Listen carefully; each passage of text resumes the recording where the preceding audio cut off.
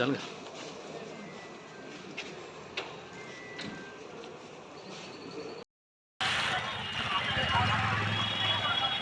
না করো না গেলে শুরু হইতো ভিডিও মিলে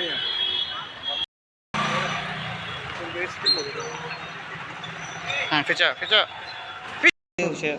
আমরা স্টেট ইঞ্জিনিয়ারিং অ্যাসোসিয়েশন ত্রিপুরার পক্ষ থেকে আজকে ডিডি সাহেব এবং চিফ সেক্রেটারির সাথে আমরা একটা কার্সি মিটিংয়ে মিলিত হয়েছি।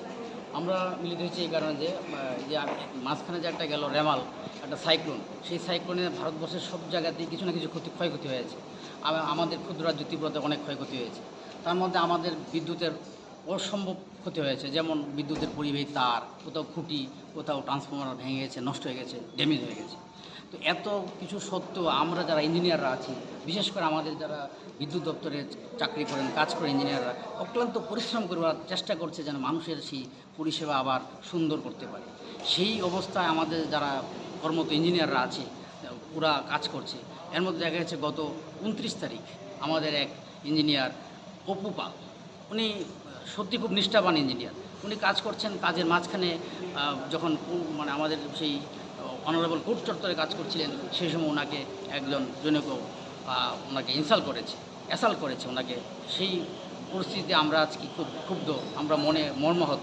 তা আমরা আজকে এই বিষয় নিয়ে আমরা এই ব্যাপারে এফআইআরও করা হয়েছে এবং আমরা আমাদের ডিআইজিপির সাথে কথা বলেছি, আমরা চিফ সেক্রেটারিকে বলেছি এগুলো থেকে যদি আমাদেরকে মানে শেল্টার না দেওয়া, প্রটেস্ট না করি, আমরা যদি ভবিষ্যতে এরকম কাজ হতে থাকে আমরা কাজ করতে পারব, তাতে আমাদের রাজ্যের ক্ষতি হবে। কারণ ইঞ্জিনিয়াররা সেরকম পরিবেশ না হলে ওরা কাজ করতে পারবে।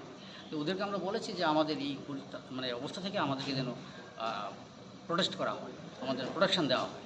এবং কি বলেছে ওনারা বলেছে যে ঠিকই আপনাদের দাবিটা যুক্তিসঙ্গত, আমরা দেখব এটা যেন এরকম না হয় ভবিষ্যতে, এবং দৃষ্টান্তমূলক শাস্তি দেবে ওনাকে। আপনার পরিচয়?